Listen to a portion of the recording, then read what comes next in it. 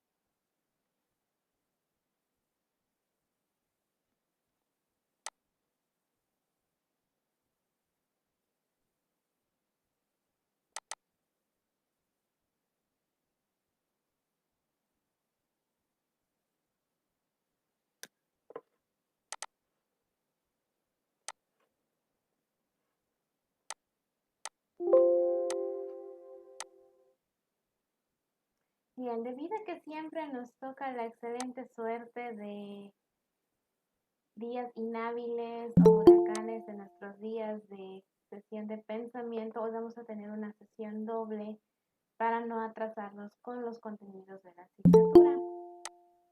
Obviamente, en esta sesión doble vamos a tener un descanso breve para que pues también no estemos todos estresados después de 2 horas de ver y ver y ver más contenido. Y pues por lo tanto, esta semana pues no tendremos Classroom ni actividades de Classroom de pensamiento. Bien, el tema anterior fue falacias y con ese concluimos la unidad número 2. A partir de aquí, con el tema de las proposiciones, vamos a comenzar la unidad número 3, que ya es la última unidad que llevaremos en la asignatura de pensamiento. Ya con eso cerramos totalmente el curso con respecto a la asignatura, los contenidos que teníamos planeado ver. Y pues realmente es un tema muy cortitito, pero también un poquito complejo, así que vamos a prestar atención para poder hacer las actividades de aprendizaje pues de la manera más fluida posible. Hay que tomar en cuenta pues que de ahorita las actividades que nos quedan van a valer bastantitos puntos, entonces cualquier duda que vaya surgiendo a lo largo de los temas hay que irlos revisando. Bien. Con respecto a el tema de hoy, proposiciones, con esto hacemos una introducción a lo que es la lógica simbólica. ¿Qué es lo que dice, a qué se refiere la lógica simbólica? Como su nombre lo implica, se caracteriza por el empleo de símbolos, tal como hacen otras ciencias, como por ejemplo las matemáticas. Cuando nosotros vemos matemáticas, no utilizamos nuestro lenguaje cotidiano en muchísimos casos. Por ejemplo, si yo sí puedo checar tu... Ay, sí, perdón. A ver, ya me deben de escuchar bien. En el caso de las matemáticas, ¿qué es lo que sucede? ¿No se ve? Oh, ahí está. Bien, en el caso de las matemáticas, ¿qué es lo que sucede? Tenemos, por ejemplo, una fórmula en álgebra y esta fórmula no está representada con un texto larguísimo explicando de qué trata esa fórmula, sino que se reduce a través de nuestras letras del alfabeto, sí, pero por ejemplo tenemos la A, la B, la X y con una combinación de eso más otros símbolos como el símbolo de suma, el símbolo de resta o los paréntesis para separar operaciones, ya con ello podemos entender a qué se está refiriendo mi operación matemática. En la lógica sucede lo mismo, también tenemos la posibilidad de aplicar simbología para representar todos los temas que vamos a estar revisando o que más bien ya hemos estado revisando a lo largo de la asignatura, como por ejemplo, cuando vimos los diagramas de Venn, Para representar nuestros conceptos en los círculos utilizábamos las iniciales de nuestros conceptos para hacer esa ejemplificación o esa nota en la cual nosotros indicábamos a qué concepto se refería cada símbolo. Por ejemplo, si yo usaba la palabra perro, ¿cómo representaba el concepto perro? Con la letra P. O si, por ejemplo, yo quería identificar que la clase era vacía porque no habían objetos dentro de lo que yo mencionaba que cumpliera con los requisitos que se mencionaba en el juicio, yo ponía por igual a 0, tal como se hace en las matemáticas. Entonces, ¿qué es lo que nos permiten estos símbolos? La formación de modelos formales para representar argumentos. Por medio de esas representaciones simbólicas se facilita en gran medida el desarrollo y explicación de las demostraciones. Otro ejemplo de lo que ya hemos estado utilizando, cuando vimos juicios y los categorizamos por cualidad y por cantidad, también utilizamos las vocales para representar esos juicios. Por ejemplo, si mis juicios eran afirmativos, usaba la A y la I, y si eran negativos, usaba la E y la O. Eso es parte de lo que llamamos lógica simbólica.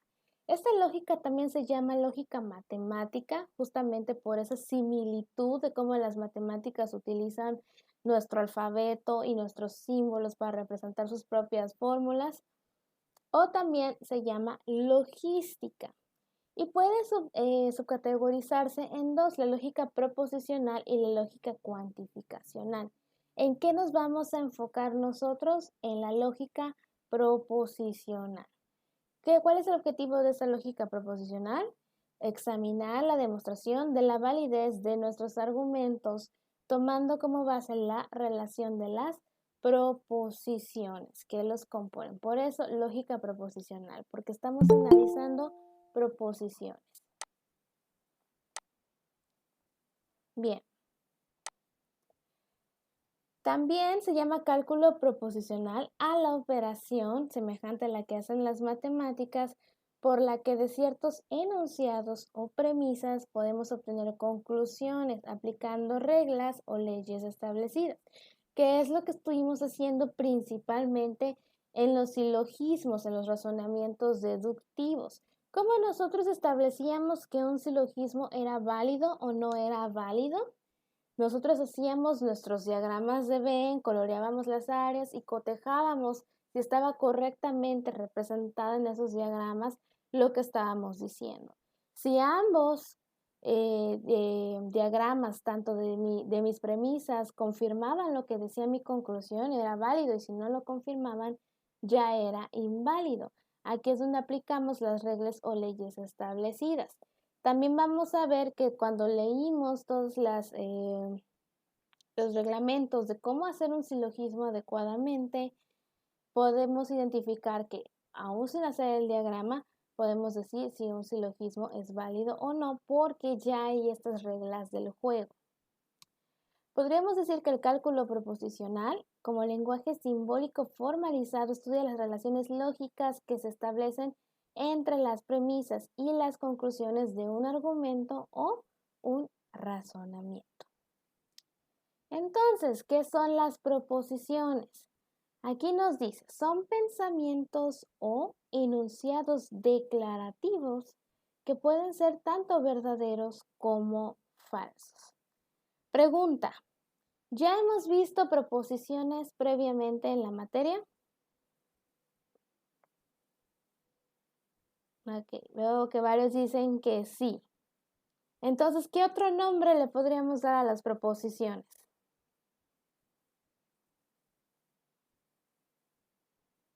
Porque sí es correcto, ya lo vimos. ¿A qué equivale lo que dice aquí?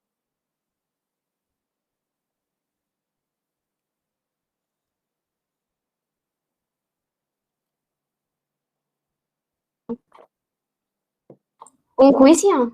Correctísimo, un juicio. Hemos estado viendo y viendo más juicio. El juicio es la base de todo y el juicio es lo que conforma mis razonamientos o mis argumentos. Entonces, Recordemos que la definición del juicio era un enunciado, pero no cualquier enunciado, era un enunciado que establecía una relación entre dos conceptos. Por eso nuestros diagramas de Venn en su momento, cuando solo vimos juicio, solamente teníamos dos circulitos. Recordemos que cada circulito representa un concepto. Entonces, una característica primordial que vimos dentro de los juicios también era que al declarar o al negar algo, mi enunciado podría ser verdadero o podría ser falso. Y eso es lo que me dice aquí que es una proposición. Entonces, nuevamente voy a estar analizando juicios dentro de mi lógica proposicional. Por ejemplo, si tengo enunciados interrogativos como ¿quién es Sócrates?, imperativos como dame tu mano y admirativos como qué barbaridad, estas no son proposiciones. ¿Por qué no son proposiciones? Porque no estoy ni afirmando ni negando nada. Lo mismo que los juicios, eso ya lo habíamos visto. Si yo digo come tu sopa, no es un juicio. Tendría que decir algo diferente, como que la sopa está caliente. Estoy afirmando y negando algo y por lo tanto puedo decir si eso que se está diciendo es verdadero o es falso. Ejemplos de proposiciones. La puerta es roja. Las flores se alimentan de oxígeno. El petróleo es un hidrocarburo. Todas estas son proposiciones porque estoy afirmando, en ese caso todos los ejemplos estoy afirmando, no tengo ninguno de donde esté negando, pero puedo decir si lo que están diciendo en mis oraciones es verdadero o es falso a través de la observación, a través de la experiencia, pero lo puedo inferir. Bien, dicho esto, vamos a identificar en esta diapositiva cuáles de mis enunciados propuestos aquí son proposiciones y cuáles no. Por ejemplo, si yo tengo alto con luz roja, ¿es una proposición, sí o no? No, No, no, Bien, no es una proposición porque no estoy ni afirmando ni negando nada. Es una orden. ¿Cuál es la orden? Que si yo estoy viendo luz roja, me tengo que detener. Cuidado con el perro. ¿Es una proposición? ¿Sí o no? no, No. no, No. Muy bien. Nuevamente, no estoy afirmando nada. Diferente sería, cuidado con el perro porque él es bravo o el perro es bravo. Hay que tener cuidado con él. ¿Para qué sirve la libertad? ¿Es una proposición, sí o no? no, no, No. Correcto. El agua se compone de hidrógeno y oxígeno. sí, Sí. Bien. Estoy afirmando cuáles son los elementos que conforman el agua. Y conforme a lo que yo estudie, puedo decir si eso es verdadero o es falso. En la democracia todos podemos participar. ¿Es proposición, sí o no? sí, Sí. Bien. Nuevamente, estoy diciendo qué es lo que sucede cuando hay democracia. Y finalmente, la lógica es una ciencia formal. ¿Es una proposición, sí o no? sí, sí, Excelente. Es lo mismo que con los juicios, esto ya lo habíamos visto, únicamente es repasarlo porque es muy importante que identifiquen cuándo sí es una proposición y cuándo no. Cuando hagamos la actividad de aprendizaje correspondiente a este tema, ustedes van a tener que crear sus propias proposiciones. Por eso es muy importante que identifiquen cuál sí va a ser una proposición y cuál no, para que todo el ejercicio que hagan esté bien y no vayan a comenzar mal desde el armado de su enunciado. Bien, ahora tenemos dos tipos de proposiciones, no únicamente una. Están las proposiciones simples o atómicas y las proposiciones compuestas o moleculares. ¿Ok? Simples o atómicas son sinónimos, compuestas o moleculares sinónimos, pero solo tenemos dos tipos muy importante. ¿Cuáles van a ser mis proposiciones simples? Son aquellas que no se componen de más proposiciones y carecen de términos de enlace o conectivos, excepto la negación, que no es un término de enlace, pero que también no forma parte de una proposición simple. Por ejemplo, cuando yo digo, las matemáticas son una ciencia formal. Aquí únicamente identificamos un juicio. Estamos afirmando una sola cosa, que las matemáticas son una ciencia formal. Y lo mismo sucede con el ejemplo número 2. El Sol es una estrella. No estamos viendo ningún término de enlace y tampoco estamos negando nada. Por lo tanto, es una proposición simple. Ahorita con la proposición compuesta vamos a identificar mejor la diferencia entre una y otra. ¿Cuál es entonces mi proposición compuesta o molecular? Como su nombre lo indica, se compone de dos o más proposiciones simples y además, como rasgo distintivo, tienen términos de enlace o conectivos lógicos. Por ejemplo, la lógica es una ciencia formal. Ahí tengo mi enunciado número 1. Las matemáticas también, mi enunciado número 2. Estoy afirmando dos cosas, que la lógica es una ciencia formal, pero que las matemáticas también. Y tengo un conectivo ahí que es la Y. La lógica es una ciencia formal y las matemáticas también. Otro ejemplo. La Tierra es un planeta, sí, y solo si la Tierra gira alrededor del Sol. Podemos nuevamente ver ahí dos enunciados y mis conectivos que son sí y solo sí. Ahora, dijimos que la negación es una excepción que también entra dentro de mis proposiciones compuestas. Entonces, si yo digo, no es cierto que el ácido sulfúrico no corroa la madera, ahí ya estoy en una proposición compuesta porque el no es cierto, lo voy a contar como si fuera un conectivo. Baja California no es una isla. Como nuevamente estoy negando, entonces también estoy hablando de una proposición que es compuesta. Entonces, son términos de enlace las expresiones que hemos destacado, como por ejemplo y, sí, solo sí, no es cierto y no es. Bien. Entonces, vamos a hacer un ejercicio similar. Vamos a analizar los siguientes enunciados y vamos a poner si estos son atómicos o moleculares. Vamos a darle 5 minutos para que los lean y escriban si es atómico o es molecular.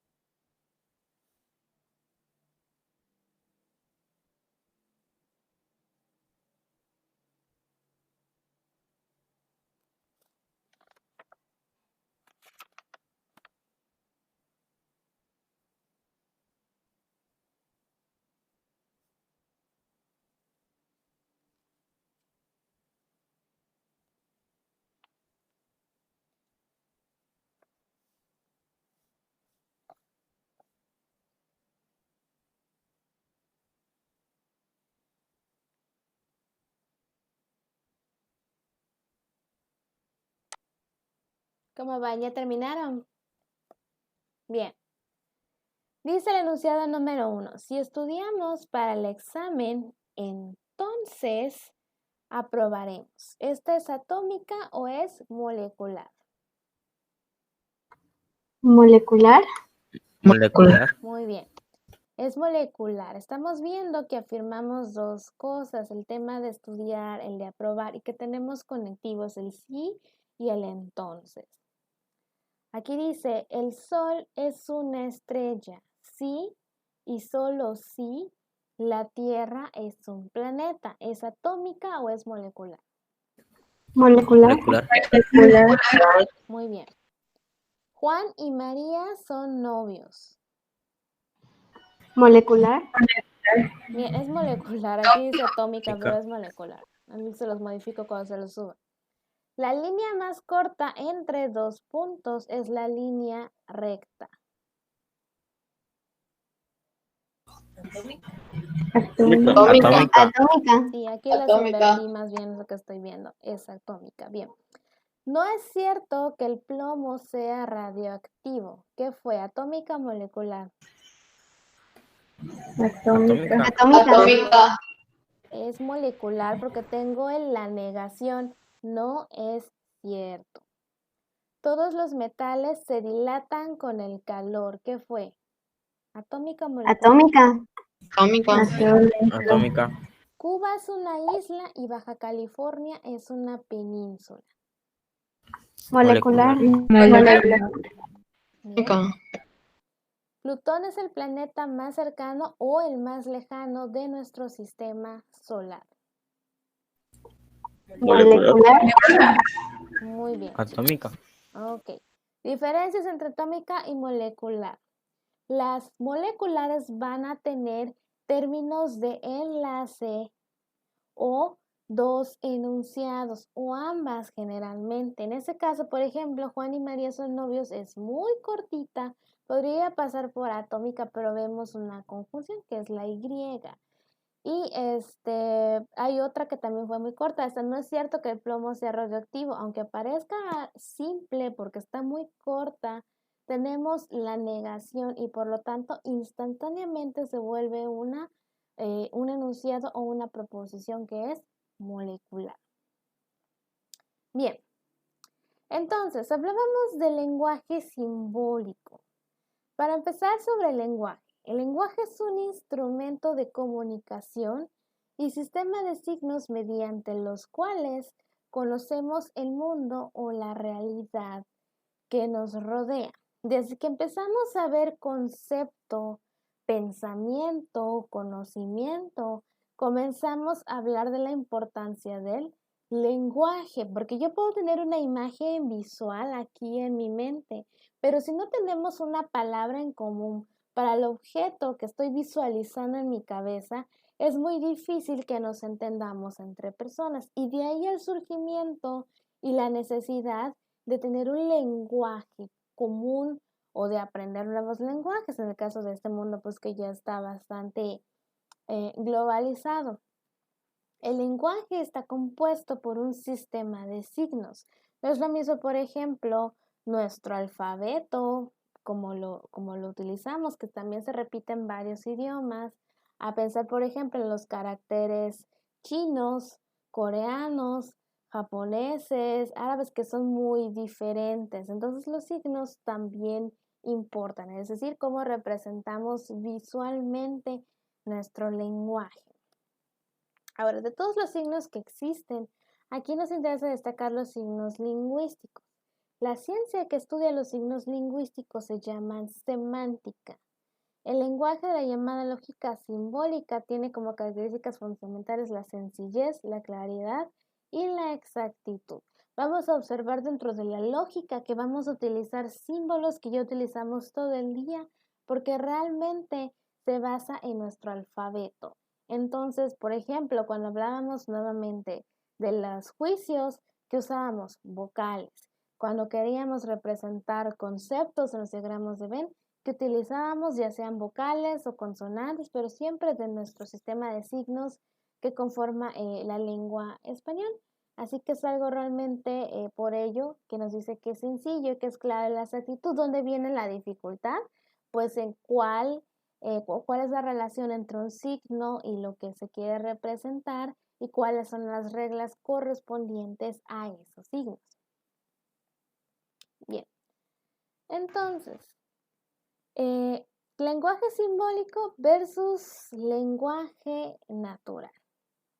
Un lenguaje que es simbólico, para empezar, el lenguaje simbólico es algo totalmente sintético. No es como que puedas comunicarte con una persona, a menos que esté muy especializada como tú, utilizando un lenguaje simbólico. El lenguaje simbólico está hecho para ser universal, es decir, que yo lo pueda comprender y que también una persona al otro lado del mundo lo pueda comprender con la misma facilidad. Regresamos al ejemplo de las matemáticas. A lo mejor si yo me voy a Francia y estudio el idioma, pues no me voy a entender porque hablamos nosotros español y ellos francés. Pero si nos enfocamos en las matemáticas, son las mismas matemáticas las que utilizamos aquí que las que se utilizan en Francia. Y ahí el que es un lenguaje universal. Y también es un lenguaje unívoco. ¿Qué significa unívoco? Que presenta siempre el mismo significado. Si yo digo que esta crucecita, ¿no? La que utilizamos para la suma, es justamente para eso, para sumar, siempre voy a entender que ese es su significado. No es de que en algunas operaciones matemáticas sea para suma y en otras para otras cosas. Es por ello que es unívoco, porque no se presta ni a confusiones ni a ambigüedades, porque no hay más de un significado. A diferencia de eso, el lenguaje natural, que es el que utilizamos en la vida cotidiana y el que aprendemos de manera espontánea, puede presentar significados variables. Aquí les pongo el ejemplo de la palabra diablito. Un diablito puede tener varios significados dependiendo del contexto donde nosotros estemos moviéndonos. Por ejemplo, si lo utilizo para hablar sobre un niño, estoy normalmente diciendo que es un niño muy travieso o que se está portando mal. Si yo digo diablito y estoy en un mercado, lo más probable es que me esté refiriendo a esta herramienta que sirve para transportar carga. Si yo estoy hablando de conexiones eléctricas, estoy hablando de las modificaciones de los cables que se utiliza para generar el paso de la corriente eléctrica. Entonces, esa es la diferencia. Si yo tengo un símbolo en mi lenguaje simbólico designado para algo, siempre va a significar lo mismo. Y siempre se va a entender en cualquier parte del mundo. Pero si yo tengo una palabra del lenguaje natural, puede que dependiendo del contexto sea algo totalmente diferente. Entonces, justamente porque nuestro lenguaje natural, nuestro lenguaje cotidiano puede llegar a tener ambigüedades y confusiones, es que las ciencias, principalmente aquellas ciencias que son exactas como la química también, la física, se han preocupado por crear lenguajes artificiales y coherentes como el lenguaje simbólico que se utiliza en la lógica matemática. Ok, aquí tenemos ejemplos de lenguaje natural y también ejemplos de lenguaje simbólico. ¿Qué es lo que vemos aquí? Lenguaje natural. Como vemos, son frases que utilizamos en nuestra vida diaria. Los días nublados son tristes. ¿Ok? La virtud implica sabiduría. El trabajo es gratificante. Los lunes ni las gallinas ponen. Hoy es viernes o es sábado. A eso nos referimos con lenguaje natural, siempre que estemos empleando las palabras y la forma de hablar de común, de la vida cotidiana. Y es ambiguo, por ejemplo, la palabra gallinas. La palabra gallina puede referirse a un animal, a esta ave que tiene plumas, pico, cresta, o bien puede referirse, si yo lo utilizo en una persona, eres una gallina. Estoy diciendo, es que es una persona cobarde, eres un cobarde. Esa es la ambigüedad a la que nos referimos dentro de nuestro lenguaje natural. En cambio, el lenguaje simbólico es aquel que se creó, si es cierto, utilizando las bases de nuestro alfabeto, de nuestros símbolos, pero al final del día fue modificado para que se pueda entender en muchas más partes del mundo y que sus significados no cambien. Por ejemplo, la fuerza es igual a masa por aceleración. Aquí tenemos que la F está representando a mi fuerza, la M a la masa, el puntito es una multiplicación y la A es la aceleración.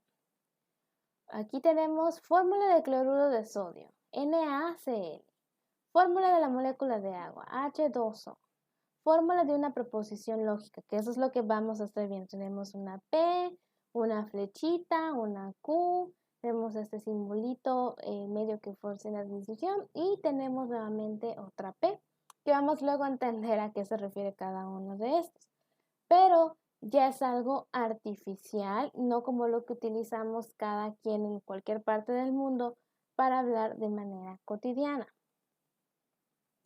Entonces quiero que me digan ustedes, ¿qué ejemplos se les ocurre del lenguaje simbólico que hayan utilizado? Ahorita que están viendo, por ejemplo, en química. ¿Qué ejemplos se les ocurre?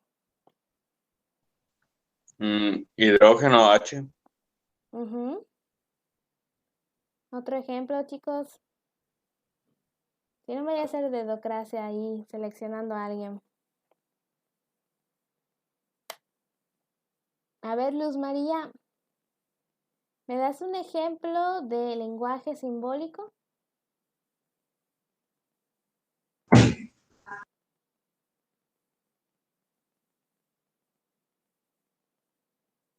Luz María, ¿quién sabe si está escuchando?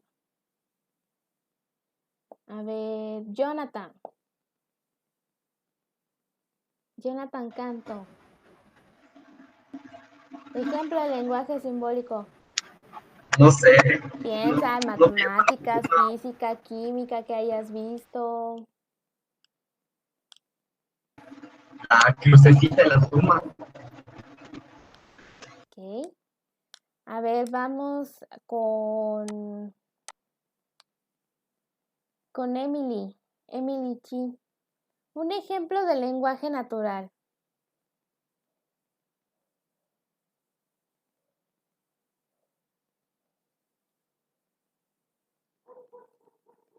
No se me ocurre ninguno, maestra. Ese de no se me ocurre ninguno es un ejemplo por sí mismo de lenguaje natural. El lenguaje natural es el que utilizamos en nuestra vida cotidiana. Muy importante siempre recordar. Y por otro lado, nuestro lenguaje simbólico siempre va a ser, por ejemplo, la música, que también es universal, las fórmulas matemáticas, las fórmulas de física, estas nomenclaturas que utilizamos en química. Tenemos otros lenguajes, ahorita se utiliza muchísimo el lenguaje de programación, son lenguajes simbólicos, es un lenguaje artificial sin ambigüedades hecho para crear diferentes productos, diferentes programas. Esa es la diferencia entre uno y otro. Bien, chicos, con eso terminamos el tema de ahorita. En resumen, que vimos que las proposiciones son lo mismo que juicios, que es lo que ya habíamos visto, que para que una proposición sea esencialmente una proposición, tiene que siempre estar afirmando o negando algo para que la persona que está leyendo el enunciado pueda inferir si eso es verdadero o es falso. Y a partir de ahí, también vimos que existen dos tipos diferentes de proposiciones, unas simples o atómicas y unas moleculares o compuestas. Las simples, como su nombre lo dicen, tienen únicamente un enunciado y también carecen de términos de enlace, mientras que las compuestas o moleculares están compuestos de dos enunciados, podría ser más, y de ley o como característica más bien, tiene términos que enlazan estos enunciados, como por ejemplo sí, entonces, y, o.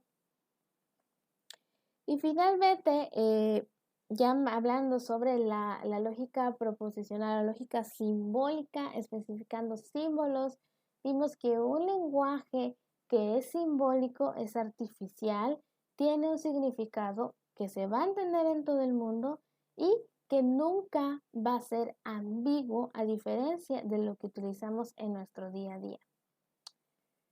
Bueno, chicos, dudas, comentarios, observaciones, ¿algo que quisieran agregar a la clase?